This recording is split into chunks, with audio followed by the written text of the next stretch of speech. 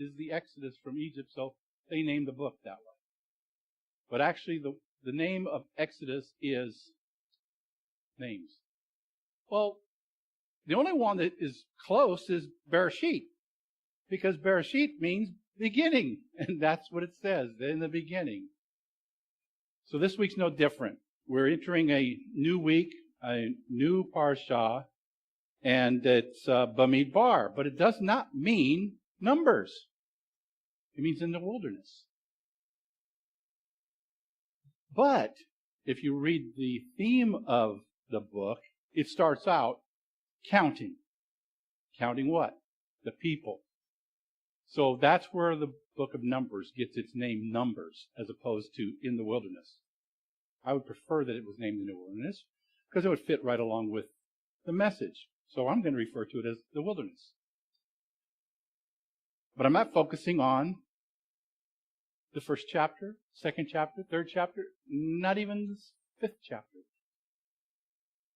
Just follow along with me and you'll get where it's going. See, now, most of the time when I go to a restaurant, Batya and I go in, and first thing the server wants to know, can I get you something to drink? Well, usually what we say is water. But sounds like a simple request, right? But sometimes just asking for water can be anything but simple. Because these days there's such a vast choice of waters.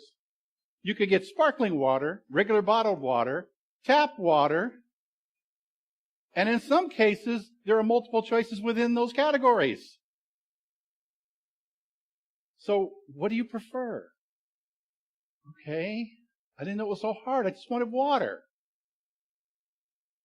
And today there's a whole world out there when it comes to water choices. Think about it. Go into your typical grocery store. Walk down the beverage aisle, and you have an entire section with water. Wait a minute. What's with all these choices of different kinds of waters? I just want water. But as a matter of fact, whether you realize this or not, the bottled water industry has quickly become one of the best-selling of all bottled beverages in the whole industry. Even beginning to encroach on companies like Coca-Cola and Pepsi. Getting there. Even though two of the most popular bottled waters are Dasani and Aquafina. And they are owned and bottled by, guess who? Coca-Cola and Pepsi. So even though the water is selling better than their sodas, they're still making out because they have a bottled water. Water here, water there, water everywhere. Well, this week we begin the fourth of the 5 books of Moses, BaMidbar. And even though we have no shortage of choices where it comes to water, we realize how much of a difference our ancestors experienced when what we read, we see that they had concerns and even hardships when it came to water. They traveled from one camp to another, literally, BaMidbar, in the wilderness or in the desert, as they journeyed from Egypt to the Promised Land. What we're going to look at this morning, since we're talking about water, is we're going to look forward 5 weeks. I believe that's Kukat, maybe not. But they came to a place called Be'er, which means well. That aisle in the grocery store, that could be your Be'er. There's where all your waters are. Well, in Numbers chapter 21, verse 16, it says, "This is the well where Adonai said to Moses, 'Gather the people, and I will give them water.'" And once they were all gathered together, verse 17 says, "Then Israel sang this song, 'Spring up, O well, Sing about it. Okay. Think back to the restaurant scenario for just a moment.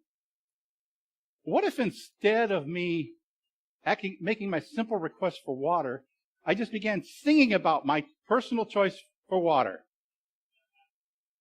I mean, not only would the server, but probably the other patrons would be looking at me very strangely. I can't imagine that anybody, any of us or anyone else, would be ever be tempted to begin this musical response to a bottle of San Pellegrino, or to begin rejoicing over a glass of Crystal Geyser. But at the same time, it really doesn't take a lot of imagination to be able to understand when there was a time when water was precious and valuable as a resource, that for them to receive this outpouring of water could easily be an opportunity for the community to begin rejoicing and singing. Not so much with us. We have too many choices. Now, for our ancestors who found themselves wandering through this vast wilderness, water was considered a luxury, since it seemed to be so scarce. And that's probably why they responded with such joy when they came up on this well. Plenty of water. But they also understood at some point that they would be moving on from that well. So they'd be looking for water once again. And again, they didn't have the choices we have today. They couldn't call up Sam's Club and place a pick and go order and just drive by and pick it up at the back door. How many of you heard the term refusenik? Oh, I got one head nodding. You may think it's a made-up name, but we're a group of people known as the refuseniks. They were people in the former Soviet Union who were refused permission to immigrate. Particularly, a Jew was forbidden to immigrate to Israel. They were known as refuseniks. One rabbi recalls during some of his missionary trips, he says, I remember back in the 70s, when we were making those trips to the former Soviet Union to make contact with refuseniks. And one of the things that we were smuggling in, one of the things they were most appreciative of were Jewish calendars. Calendars, he says. The kind you get from the butcher shop or the funeral home. These were a hot commodity among the refusenik community. And the Russian authorities knew, and they searched their luggage when they went through custom to see if anybody was sneaking in calendars. Not Bibles, mind you. Calendars. And when they found some, we were apprehended and held incommunicado for 24 hours, interrogated, and finally expelled from the former Soviet Union. All because we had a Jewish calendar. Some people throw these things away. We take them for granted. We may still have some for this year in the back. You can see Ron if you want one. But he says, did you know that there are more than 60 million calendars distributed in every conceivable way every year in this country alone? Yet I was thrown out of the former Soviet Union because of one. Because of one Jewish calendar. This quote here is from a letter entitled Pebbles on the Shore by A.G. Gardner. It is the difficulty or the scarcity of a thing that makes it treasured. If diamonds were as plentiful as pebbles, we shouldn't stoop to pick them up. Think about that for a second. I pick up pennies off the ground, okay? You better believe I'm picking up a diamond. See, we tend to set this high value on something that's more rare and harder to obtain. If it's easy to get, or if it costs us nothing, we tend not to be appreciative. in the Siddur, there are 3 times a day that this prayer is said. Ve'al nisecha shebachol yom imanu. For your miracles that are with us every day. So that prayer in the Siddur recognizes and acknowledges that God is performing miracles each and every day. But sometimes they become so simple and so normal to us that we don't recognize it. I've said it before, I'll say it again, I'll probably say it again. In Judaism, there is a prayer for almost everything. But think about what that prayer is saying. It's a prayer for miracles. And who wouldn't want to say a prayer in the presence of a miracle? But it says, Nisanecha shebachol yom imanu. Miracles that are with us every day. And because of that, oftentimes in our society, we're not motivated to say thanksgiving for those kind of things. Because they're so normal. Because we have them in abundance. We see something happening every day, we take it for granted. I take nothing for granted. I take the fact that my eyes open in the morning. And I'm thankful for it. Nothing do I take for granted. We're surrounded by a multitude of blessings. And all too often, we don't take time to appreciate them. Sometimes it's just walking out our front door.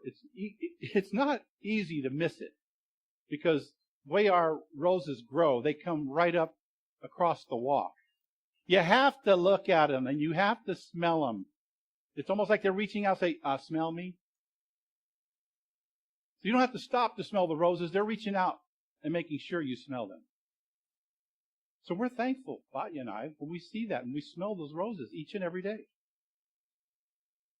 If we're in relatively good health and we don't have anything to complain about, we easily can find ourselves taking even our health for granted. When we sit down to enjoy our meals day after day, sometimes 3 times a day, sometimes 4, we won't go any further than 3. And if we're not suffering the pangs of hunger, we often take that for granted as well. What is it we recite after we've eaten? Deuteronomy chapter 8. I've eaten, I've been satisfied. It was His blessing that kept me fed. You know, we have homes. Whether you're a renter, whether you're an owner, whether you're in an apartment, whether you're in a house, doesn't matter. We all have homes that shelter us from the weather. Places where we can sleep in comfort and spend time enjoying our families in relative peace. Except when your neighbors start having a party, and that's a whole other story. But we rarely take the time to stop and think about that and be thankful because it is so commonplace. We really have to remember to stop and say to God, Val nesecha shebachol yom imanu. Thank you for your miracles that are with us every day. Think about it. If diamonds were as plentiful as pebbles, we shouldn't stop to pick them up. Think how sad that would be. Would diamonds be any less precious, better yet, any less beautiful if there were more of them? They're still beautiful to look at. You named the gemstone, but this quote was about diamonds. Who wouldn't stop and pick up diamonds? Now, other than the merchants and the traders, those that participate in purchasing and selling diamonds, would it make that much of a difference to those of us who own pieces of jewelry that include diamonds, what their value is? Yeah, when we purchased them, they may have been expensive, or they may have been inexpensive, but do we value them any less? We had an incident yesterday with Batya's tennis bracelet. Two of them, actually. A diamond and a sapphire. And anybody that knows Batya knows sapphire is numero uno for her. But I had put them along with her ruby tennis bracelet and her watch in my shirt pocket while she was having her therapy yesterday. When I went to pull them out, all that was left was the watch and the ruby bracelet.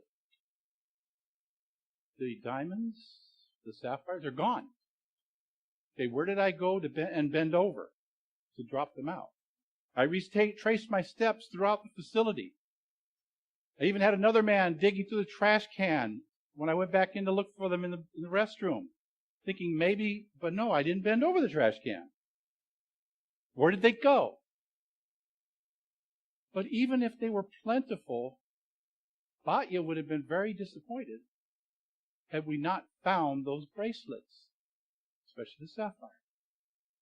What we discovered, I had a hole in the pocket that I didn't know I had in my shirt pocket. And so I felt the corner of my shirt. Lo and behold, inside the lining, there were two bracelets. She was nearly overjoyed when I found her bracelets, because they had value to her, whether they're expensive, inexpensive, how long she's had them, doesn't matter. They had value to her. If diamonds were plentiful, she would have still felt the same way. So, the challenge that we have to face is that we need to learn to appreciate even the things that are common, the things that may not have a lot of value, may not be that rare, but in everyday life, we consider them just as important and just as exceptional as something more important or more valuable or more rare. Water. Do we have to worry about water? Well, we might now the Norm's retiring, but that's beside the point because I don't drink that water. But again, our ancestors were overjoyed because they had a well to get water from for a brief period till they moved on. They had times, as we know, where water came out of a rock. And they were excited about that too. But we don't think about that. It's too commonplace for us. Water. It's not of great value. There's a principle in the Talmud known as Tadir Veshayanu Tadir Kodem. Whatever is more frequent is done first. Another way to say that is, if you have the common and the exceptional, the common takes precedence. It's a concept that we apply, for example, when Shabbat and another Moed, another holy day, fall on the same day. Which one do we mention first when we light the candles? We say, Lahadlik ner shel Shabbat v'yom tov. We put the Shabbat before the other holy day. Even though it comes every week, and the holiday only comes once a year. But we don't abandon our regular Moed, our regular holy day, Shabbat, in order to embrace that special holiday. So we observe that once a year, but we still put Shabbat first. We first acknowledge Shabbat, then we welcome the holiday. Tadir v'shayino Tadir kodem. Whichever is more frequent is done first. See, that's one of the beautiful things about Judaism.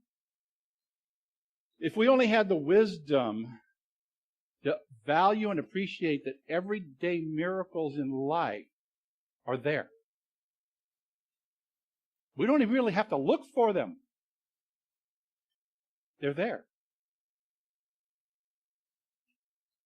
At one time someone said, you must have enthusiasm for life's precious things, or life is not going to have a lot of enthusiasm for you. Again, we take things for granted oftentimes because we live in a land of such great abundance. So it's easy to not think about those small things, those things that happen all the time. We forget to remember to give thanks for those things that we see every day, every time we turn around. See, people who count the blessings in their lives tend to be happier and more content. But then there are those that become somewhat blinded to those everyday miracles, so they become blinded to life's goodness and its general beauty. Anybody that knows me, one of my favorite all-time hymns was actually written in the mid-1800s called Count Your Blessings. Some of you know it, some of you may not know it. But the words are these: when upon life's billows your tempest tossed, when you are discouraged thinking all is lost, count your many blessings, name them one by one, and it will surprise you what the Lord has done. Are you ever burdened with a load of care? Does the cross seem heavy you are called to bear? Count your many blessings, every doubt will fly, and you will be singing as the days go by. When you look at others with their lands and gold, think that Christ promised you his wealth untold. Count your many blessings, money cannot buy your reward in heaven, nor your home on high. So amid the conflict, whether great or small, do not be discouraged. God is over all. Count your many blessings. Angels will attend. Help and comfort give you to your journey's end. Count your blessings. Name them one by one. Count your blessings. See what God has done. Count your blessings. Name them one by one.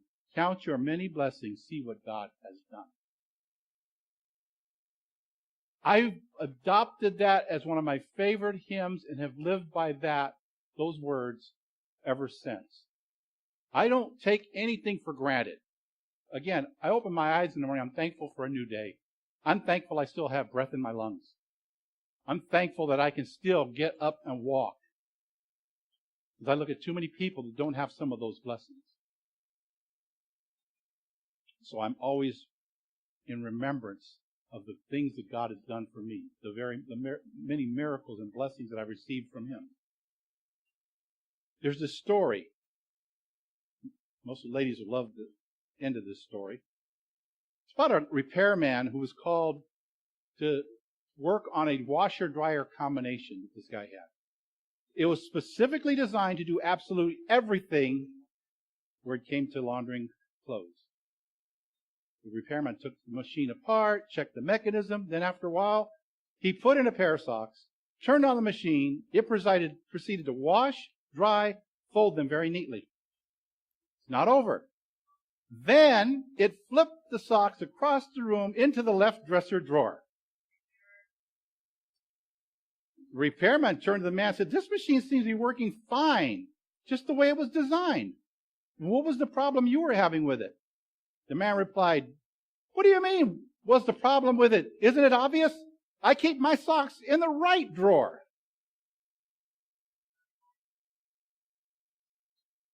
It's sad but true that too many of us have become blinded to the everyday miracles in our lives. Sometimes we just need to stop, look around, and realize the value of what we have.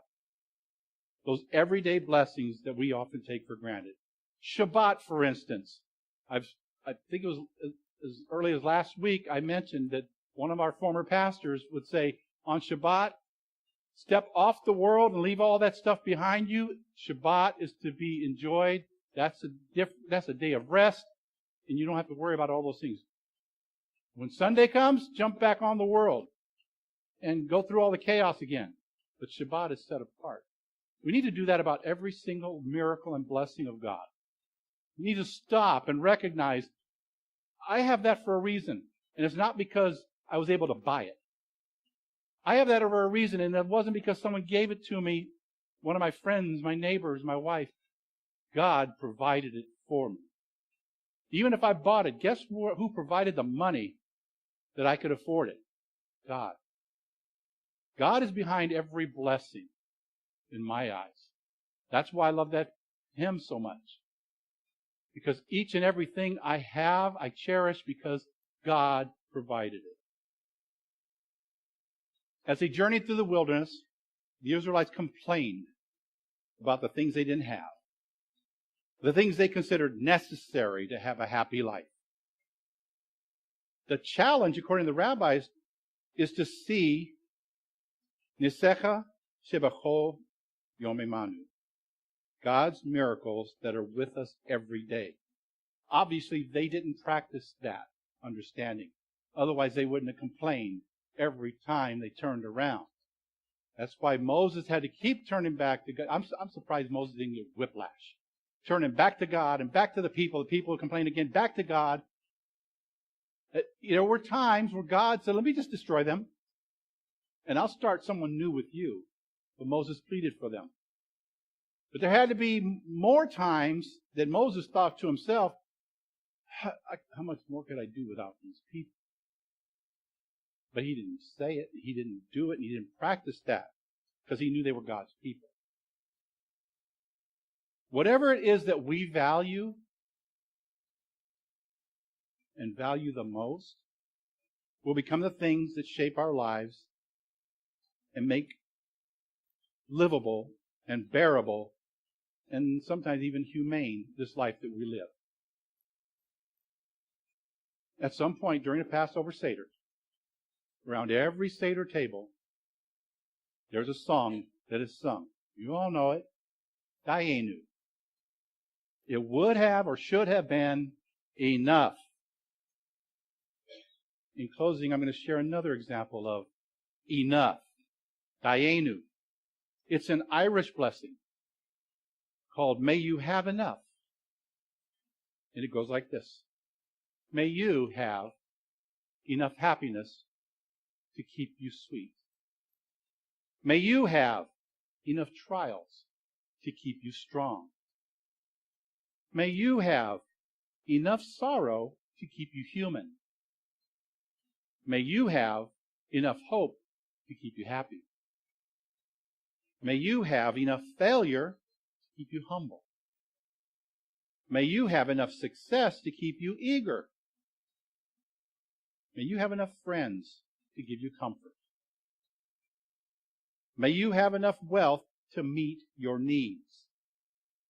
May you have enough enthusiasm to look forward. May you have enough faith to banish depression. And may you have enough determination to make each day better than yesterday. We should always remember to be thankful for the blessings, the miracles that we've received in our lives.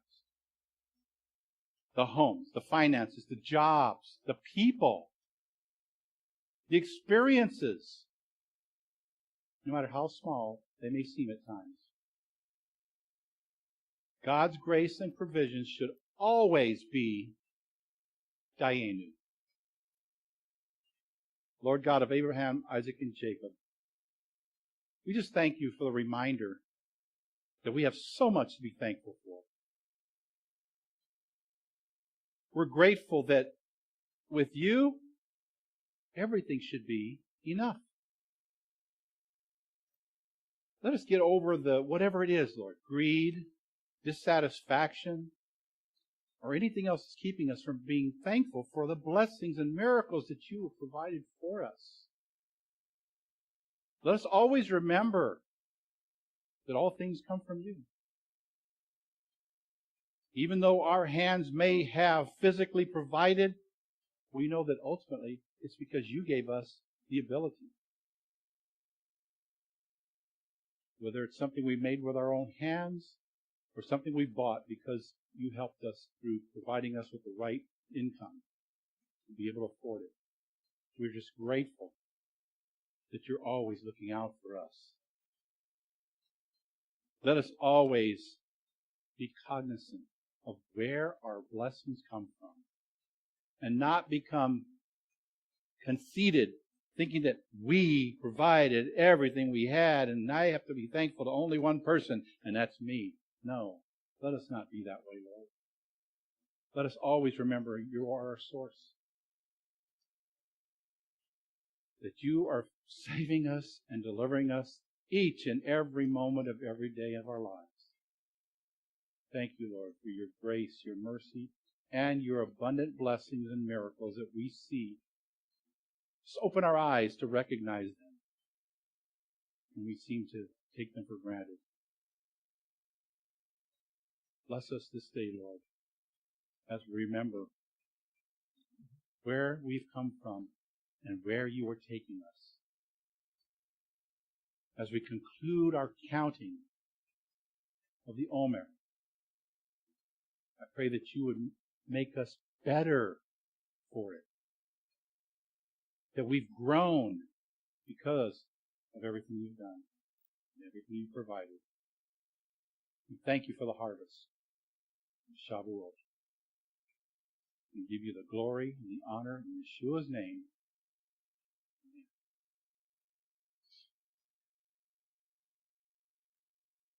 The Lord spoke to Moses, saying, "Speak to Aaron and his sons, and say to them, this is how you are to bless the children of Israel. Say to them, the Lord bless you and keep you. The Lord make his face shine upon you and be gracious unto you. The Lord lift up his countenance upon you and give you peace. In this way you will put my name on the children of Israel, and I will bless them. Yivarechecha Adonai,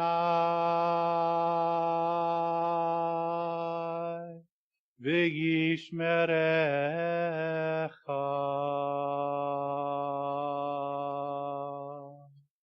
Ya'er Adonai panav elecha, v'choneka.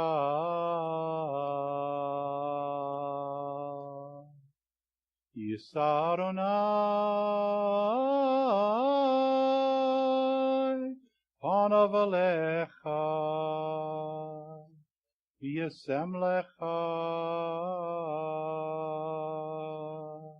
Shalom. Hashem Yeshua Meshachenu, Asar Shalom. In the name of Yeshua, our Messiah, the Prince of Peace.